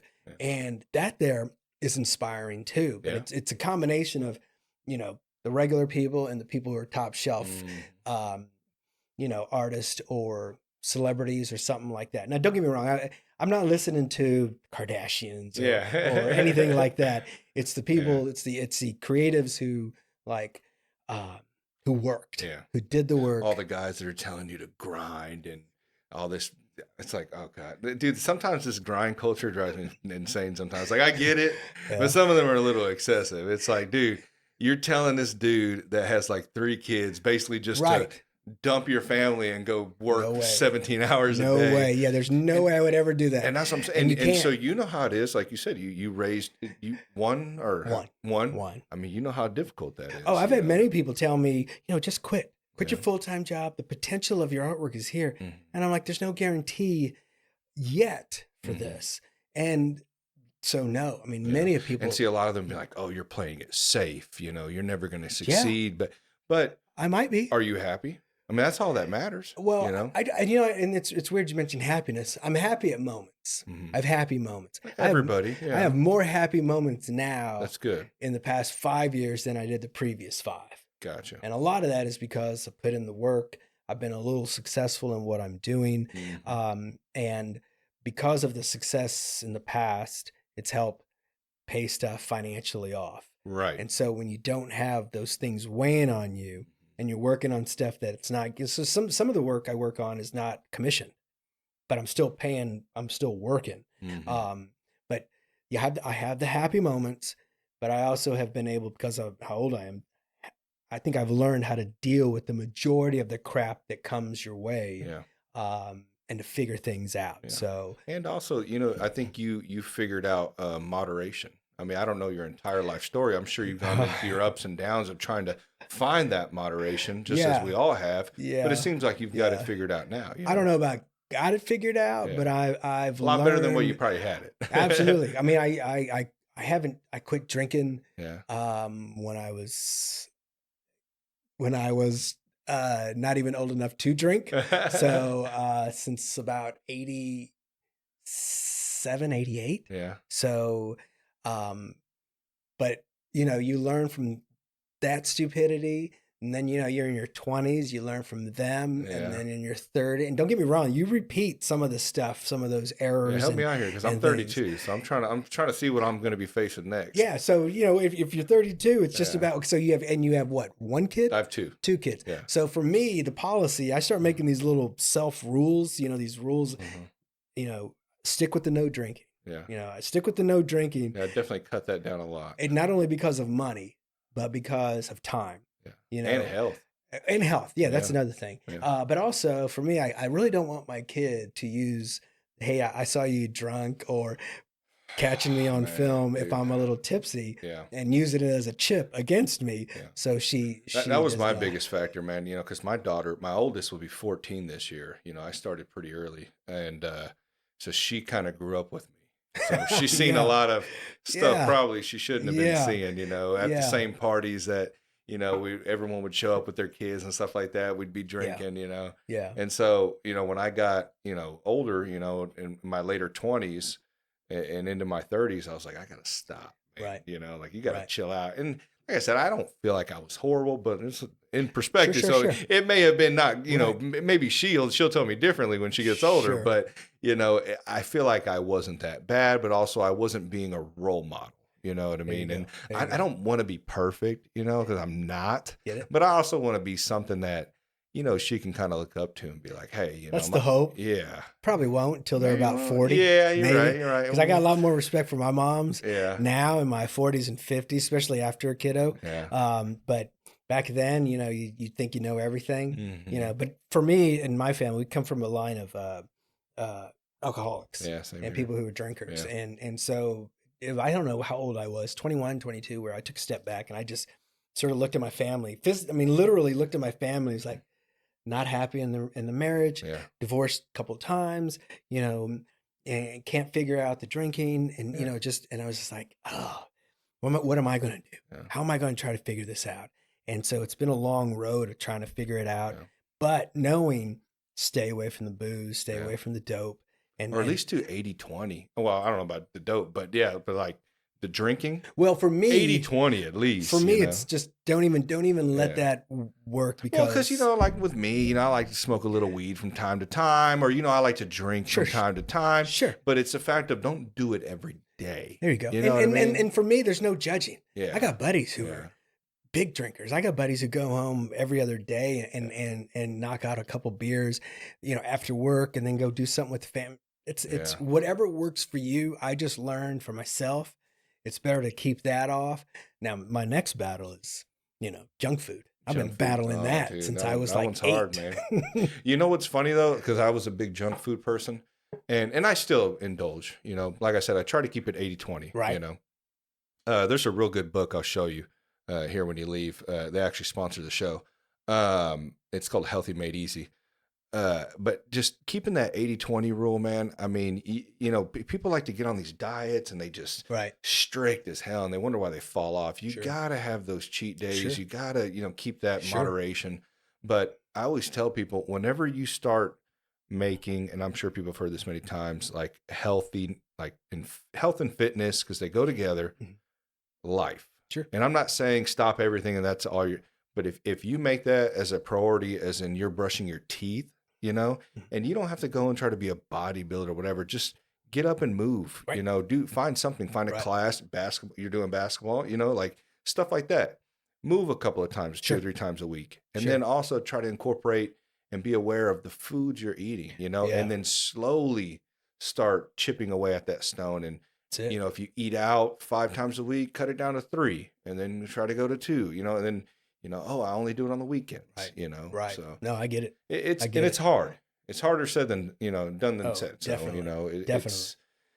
But it can be done. Sure. And that's the thing that people got to understand. It's just difficult when you have a McDonald's at every corner. or you're sitting at a desk 8 hours a day, and you have a bag of chips, or you go get machine, or you go get a protein drink. But you know what? I'll skip the protein drink. Let me grab these chips or something like that. I get it. We've all been there. It's tough. You just got to take time, and it's hard to tell people, because their lives are all different. Like you said, you're busy as hell all the time. it's hard to tell people, hey, on a Sunday meal prep at least, but I find that that's the key. If you can take 3 hours out of a Sunday and meal prep. Planning definitely would do it. Yes. For me, I think I know I gained quite a bit when I quit playing so much basketball and then was still sucking down Frappuccinos, Starbucks bottled Frappuccinos. I don't blame you, man. But once those kicked in. Oh, is that the glass bottle? It's the glass bottle one. Not a fan. Yeah. Well, it's all right. I wouldn't be. Yeah. Was that the sugar out of the vending machine? Mix? No, you buy it at Quick Trip or it's out of the refrigerator. Yeah. But I'm reaching for the caffeine ones, the can ones. Yeah, see, those are a lot more. Yeah, I'm sure they're more extreme. I would not. I would work all the way 300 milligrams of caffeine. Yeah, but those are the ones that kicked in, and but they're heavy on sugar, heavy on caffeine. Yeah. But those got me going to where I needed to go painting wise. Yeah. Now I cut back, but I also cut back on staying up late because I'm in the 50s and my body's breaking down, and so I've got to take care of. Man, the rest. Don't think that though, man. You're only in your 50s. You got a whole nother life to live, I hope man. I got another 40 years. If you don't start making changes. Right. So that's another thing. I need more sleep. Got to eat a little bit better. Yeah. Got to get some better balance on work, and then try not to get so stressed with the work I need to do or want to do. So yeah. Well, definitely don't cut out Starbucks. Maybe cut out the fast food though. And there you go. If you cancel the fast food, you can have your Starbucks. Yeah, you might be right. You might be right. So yeah, it's just a matter of figuring it out. Yeah, but nah, man. I don't want to keep you any longer, man. We're already over about an hour and a half right now. So, okay. But hey, man, I appreciate you coming on. Is there anything that you want to talk about before you leave? Anything you got coming up, or anything you want to promote? No, I don't have anything. Got any live paintings coming up? The live paintings are actually, when it comes to live paintings, they're actually like to a actual select group. They're all like a fundraising type of live painting. Oh, really? I don't really do them for events. The last one I did was a year ago for the Monarchs. They had I think it was Hispanic Heritage Month or something like that, where I did a wrestler. Oh yeah. For them last year, but no real live paintings. Is that a lot of pressure when you're doing that? Like, people, are they watching you? Yes, they're Do you have like headphones watching. in and you're just? I have one ear. Okay. But now I have help who man the table, and then they get to talk to the people who come up to the table so I can work. And my back is to you, so I really can't, interact with the people who come up a lot. But yeah, it's everybody who comes into these events. They pass by, or I'm in the VIP section where they're all huddled around, and I'm right there in a corner or somewhere, and they're watching. And do you have it like pre-planned, or you kind of get stumped sometimes, and you're like, I go in with it outlined.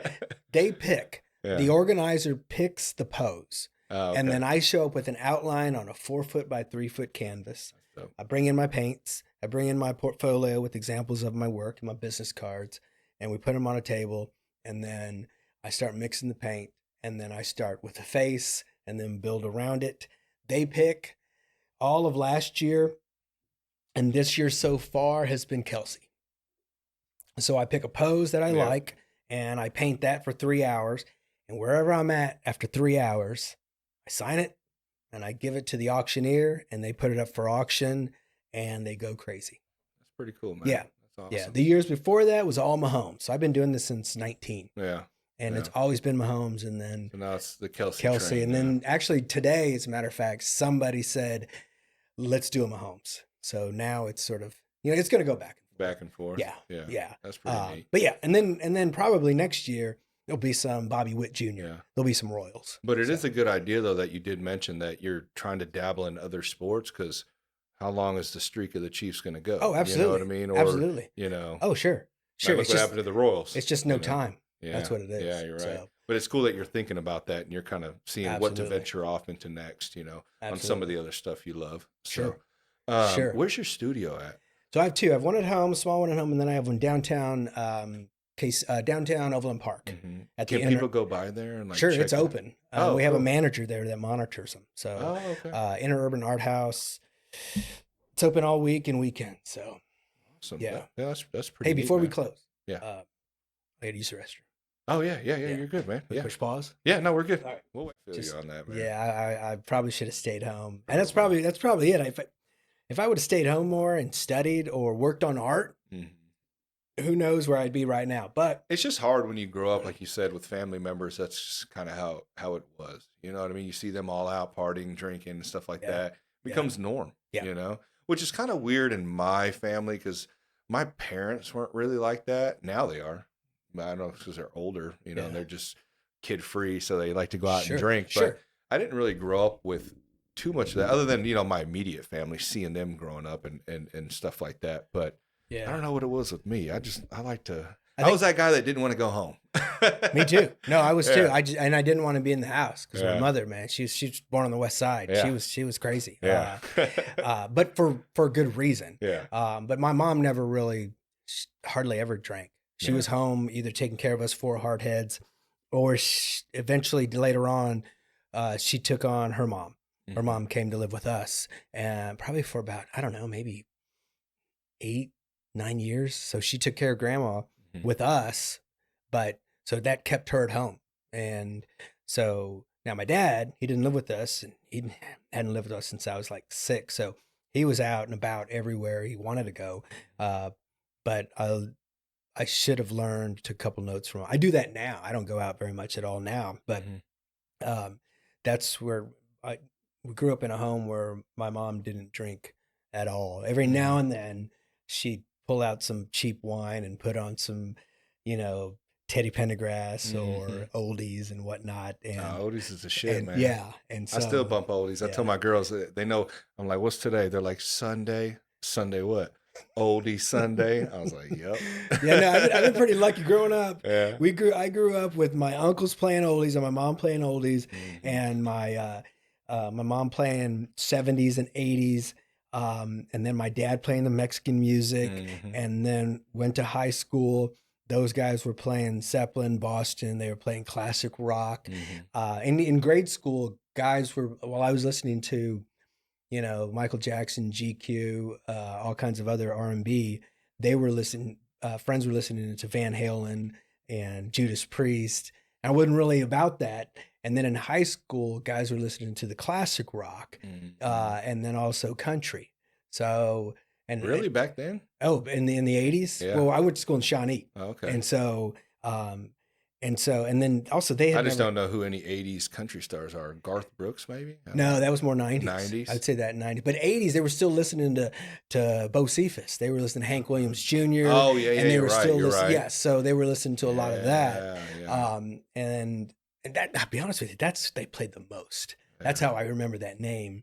And then they would play, you know, Zeppelin, Boston, all the other, you know, the Eagles, all those greats.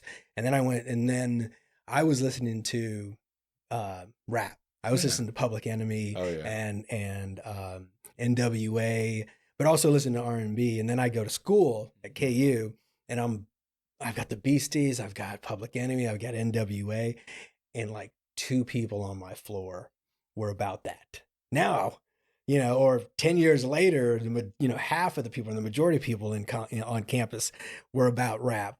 But I was exposed to a ton of music growing up, and so mine now is as well. Yeah, she's got the oldies. She loves, you know, grunge. You like oldies? Oh yeah. You need to talk to my daughter, please. Well, it's because it's Al Green, everything. Yeah. I'm just playing, and it's kind of like me. I wouldn't have listened to that stuff unless my mom put it on. They get mad when I turn it on. It's your house. It's your house. I know. I'm like, man. Or in my truck, or we're driving, it's I got oldies car. on. It's your truck. She's like, Dad, turn this shit off. I'm like, oh, come on. If you're driving, you get to say yes. I bump it. I don't care. So that's how I grew up. And so, you know, she was growing up with One Direction also. And I was like, hey, you show me some of your bands that play music, that would write their own stuff. And so I don't know how old she was, but I started taking her to concerts of bands I like. And so, I mean, we've seen Jack White, who's phenomenal. We've seen Pearl Jam. We've seen, we even saw Stevie Nicks sing, and she was phenomenal. So groups like that. And she's exposed me to like Charlie Crockett, a country singer out of down I had Texas. A guy he's a big fan of him. I had a guy on the podcast. And I was like, I don't know about this. I'm in a rock concert. It was a festival. We're in a rock concert festival. country? Are you serious? And she's like, Dad, he's pretty good. Yeah. Stood there and watched this dude, his whole set. And he was great. Yeah, so, he's like country, not like he's hardcore. He's like 1950s, not like Luke Bryan type country. No, he's like 1950s belt buckle, jeans, boots. Is that coming in style now, or he's making it? If it is, it's like a vintage or something. It's like Hank Williams Sr. type of music.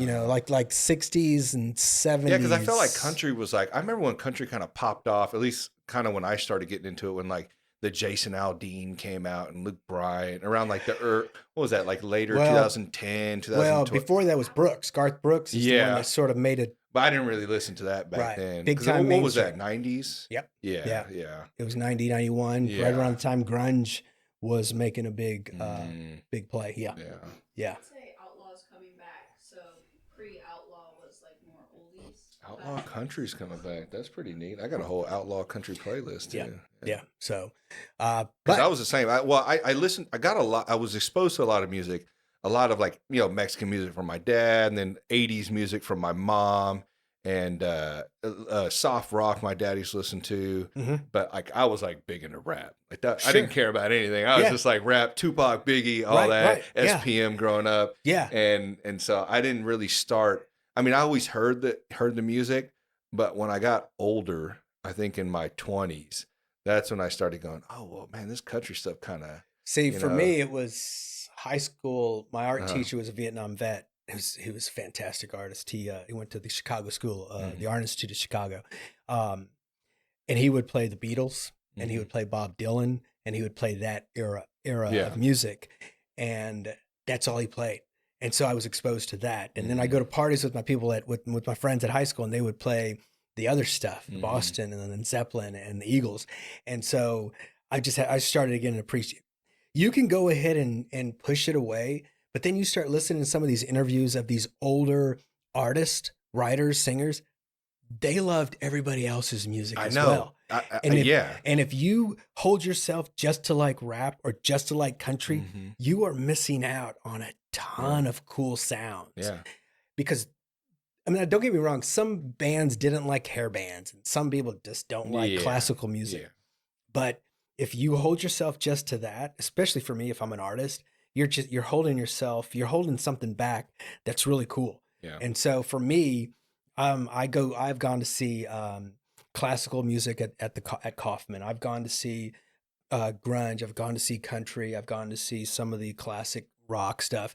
I've seen some of the new artists. I've seen, Michael Bublé. I've seen John Mayer. There's a wide range, and I don't care if my friends don't like it or my family makes fun of me.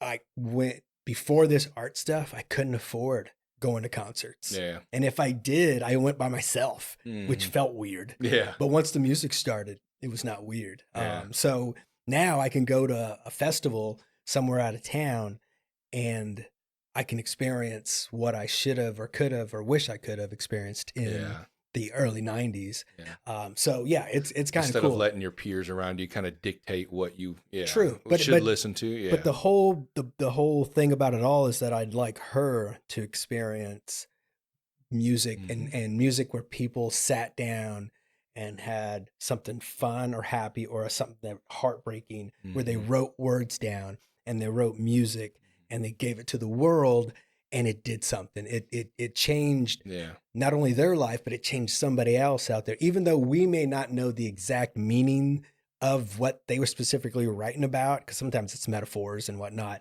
but it did something to us that inspired me. I mean, when I started listening to some of the live stuff of John Mayer, or even back in the day when it came to Matchbox 20, but also goes to Tupac.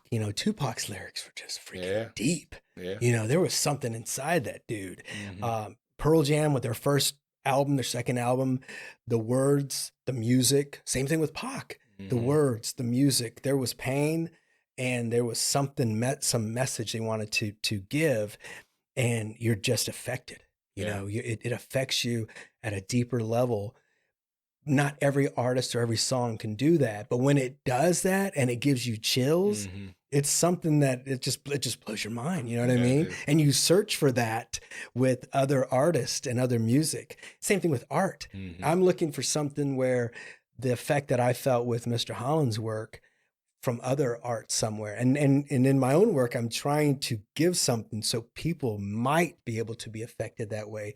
I doubt it, but who knows? You know, Oh. you never know. Everybody has their fan base. You never man. know. I get some really guarantee good. it. I get some really good guarantee it, compliments. man. Especially like big sports fans. You know what I mean? Like, I Yes. guarantee you, there's a bunch of sports fans that see your work and they're like, "Holy crap, Yeah, that's and awesome!" it's really it cool. hits them in a way. Yes, You know? and what and on the flip side of that, the non-sports artist. I've had one of my early shows. I think it was an Albert Pujols painting that I did. This one young lady came up to me. She's like, "I don't like sports, but this painting just does something to me." And I was like, "Really?" Mm. Yes. I said, "What is it?" She goes, I don't know, but it does something." And I was like, That's awesome. I That's said, gotta feel great. that is one of the best compliments so far that I've Yeah. ever heard about my work, and I'm glad. That's awesome. But yeah, and of course, I asked her, "Are you drinking? Are you a little tipsy How right many now?" drinks have you had? Yeah. Yeah. But no, it's really cool to have that effect because it doesn't happen all the time, Uh-huh. you know. And I never thought it would with any of my work, so it's been pretty cool. Pretty cool. That's awesome, dude. No, I agree, man. Especially on the music stuff. You know, like I said, I was just big into rap, and you know, I listen to oldies. Of course, that's always been with me, and you know, Mexican music, and you know, but I always stayed just to that. You know, and then when I got older, I started branching out, and exactly what you said, because I heard, actually, out of all people, Lil Wayne said that he was like, I listen to everything, Right. You know, and I remember when I heard that interview, I was like, oh shit. Like I thought he was just a rapper. You know, you think Lil Wayne, like Right. he's listening to all sorts of stuff. Right. And so that's when, you know, I started to actually, you know, instead of thinking, oh, this is what I have to listen to, it's more of like, what do you like? So 80s, you know, I'm like right now, I love a lot of 80s music, you know, or shoot, I'm even listening to some crazy orchestra instrumental type shit, you know what I mean? Like no lyrics at all, No. just literally instruments, you know.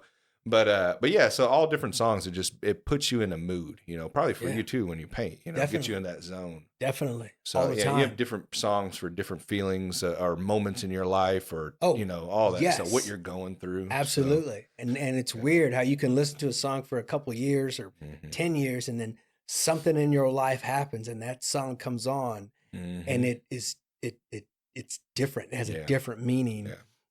Or I got songs of, that I listen to and I remember a memory. Yes. You know, it's like, oh shit, I remember when I was going through that time. You know, it's like that song kind of got me through. You know? Yeah. Right. Yes. No, I totally get it. I never knew that. I never really sat down and thought about that, you know, in my 20s, and then, you know, in my mid to late 30s and on. Yeah. Things just started. No, that's the cool, beautiful thing about music, man. You know, it helps you with your art. It helps you bond with your daughter. You know, me too. Like it helps me bond. Like even my kids, like, you know, she'll play the shit she plays. I'm just like, what? You shouldn't be listening to that for one. All right. And I, you know, pick a different song, you know, but you know, it's her music. You know, I get it. I was listening to crazy shit when I was growing up, you know, and but it's cool, you know, to be able to, I know I give her crap for it, but you know, I enjoy that time, you know, when she's like, Dad, let me have the radio. And then she plays and I give her the old dad, like, oh, I gotta listen to this. One of the coolest things is when she's listening to something and there's a sample of a sample. Oh yeah. And you're like, oh, that's from Dougie Fresh. Oh, I do that to my daughter all the time. Like, you know what? And I'm like, here, listen to this. And then it's like, oh, okay. And then I'm like, that's a sample from this old tune. And so it's really But even cool. a lot of the 90s music, they were sampling from 70s music. Absolutely. Yeah. Limp Bizkit. Yeah. Sampled. Yeah. You know, all the time. Biggie had a small from Two Occasions. What was it called? Two Occasions or something like that? The old 70s song. Sure. Yeah, it's neat, man, how they kind of just take, you know, and how you can reuse. How you can tell your kiddo what you're listening to, you think is cool, but we were listening to what's or my mom it. does that to me too. She'd be like, you know, that song was from when I was, and I'm like, oh yeah, shit, I didn't know. It's really cool. It's really cool. That's awesome. But yeah, man, hey, I appreciate you coming on. Like I was saying earlier, did you have anything that you think of that you got coming up? Oh yeah, you want to talk about? People are welcome to come check out the studio. I have to admit that it's a different effect when you see the stuff in person. Oh, I you bet. personally are welcome anytime. Just give Thank me a you. holler. I'll make I would time. love to. Yeah. Because these things are, minimum 3 foot by 2 foot Mhm. or 4 foot by 3 foot. These are some pretty big pieces. But it's open throughout the day. I think till like 4 or 5. And then if you want to come in after 5, just give me a holler and Yeah. make an appointment and I'll meet you there, or just anytime, weekends and Yeah. evenings. But yeah, no major events until possibly maybe next March Mhm. with the Comic-Con. Okay. When is that? Next March, you said? It's usually in March. March. Okay, because I know I just missed the one Yep. that went by. I Yeah. got to check that out next year. Are you going to Yeah. be there next year? If they invite me. So Okay. I like I said, I had paid for 20 years and I never got invited man, as a give this guest. guy a lifetime membership, man. And in 19, was it 19 or the pandemic, Yeah. when they shut down the Big 12 tournament, that he had invited me as a guest. Months before, and I was so excited because it would have been my first year as a guest, and then boom, sorry, COVID. Yes. But then he came back again and said, "Hey, you still want to be in it?" And I said, "Sure, let's do it." So I've been a guest for at least 3 years. Oh, that's cool. Which is really cool, because I'll do whatever press work he wants because he's comping me tables, and you try to be an ambassador for somebody who's giving you a table. So he'll bring by people for me to meet. Last year we met the general manager of the Chiefs. Oh, cool. A year before that, he brought by. He kind of just shows off his guests that he has. I got to meet. I think it was a general or somebody from NASA. It's really this whole path and this whole ride and wave that I've been on for the last 12 years. I've got to meet people that I would normally, including yourself, podcasters like Joel Goldberg. I appreciate that, man, but I am nobody compared to the people you've listed. If I didn't do my art, but I appreciate it. If I didn't do my art, you wouldn't have noticed it, nor you wouldn't have noticed me. Yeah. You wouldn't have asked me to be on it. You wouldn't have said, "Hey, man, I know you're a graphic designer for the marketing department at this Park and Rec. Can you come on?" You know what's funny? I actually noticed you on the Big Mod podcast first. Okay, see? Before I ever knew you had so artwork. That would have never happened if I didn't do my artwork. Well, because I listened to a lot of his episodes, and I just liked how you guys were kind of like a balance, like how Mario, he has his own kind of personality, you have your own personality. Right. Yeah. And I was just like, man, you're a really good co-host. I appreciate that. So that's kind of what I seen first. And then I was like, oh, he's an artist. And then I started seeing that as well. So we I really never asked him to promote the stuff. If he brings it up, great, we'll chat. But being a host on a podcast. Are you done with that? So I told him, I said, we'll do this as long as it doesn't mess up the numbers. For sure. And I didn't mess up the numbers, but we weren't gaining numbers. And then also I knew I had commissions coming down the pike. So I needed to spend time on that. Yeah. And so I said, hey, I'm going to do 16 episodes. I forgot, it was like the end of March or something like that.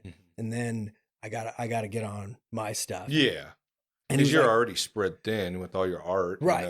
Right. So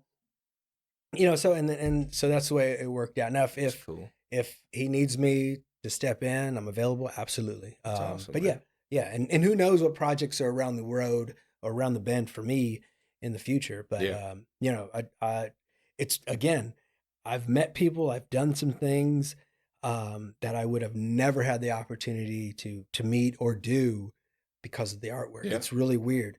So, you just wait, you work, you put some stuff out and you see what happens. And so far, along with the work and all the bad stuff, a ton of good stuff has happened. I mean, again, I've met just being able to, I met Mr. Gracie, who he would not come to my job and say, hey, I want to meet you because you're a graphic designer working in a cubicle. No, he saw the artwork. He saw the Chief stuff. He goes, hey, I want to talk to you. Tom Bali's connected, with me. Let's meet and hang out. You're gonna have to text me here which Gracie that is, because I'd like to know. So it's the one with him and Ren are always showing up together. Okay. Or Henner, right? Henner. Yeah. I can't think of his name, but text me later on once you find that out. I will. Painting soon. Of one of them. The Gracies or a jiu-jitsu painting? No, not yet. Come not on, yet. man. I would love to. Come on, man. Fit it in there. I've got baseball and I've got I want football. a Gordon Ryan painting. Look him up. Gordon Ryan. Yeah, okay. he's okay. best no-gi grappler right now in the industry. So check him out, man. Right. That'd be dope to have sure. that. I bet you that'll fly off the shelf quick. Really? Yeah. Dude, jiu-jitsu's popping right now. Oh, I know man. it is. I know. I mean, especially no-gi. It's funny because when we go to California every now and then, you know that whole coast just is full of jiu-jitsu, right? Yeah. And I was just out there. Yeah. And you never know who knows what. So, be cool. Especially these kids nowadays, they're getting into it young, man. Young. Sure. Yeah. So. Well, man, I appreciate it. You're invited on anytime. Thanks, anytime, man. hit me up. I appreciate you coming on. So, but yeah, thanks. This has been great. Thank you. All right.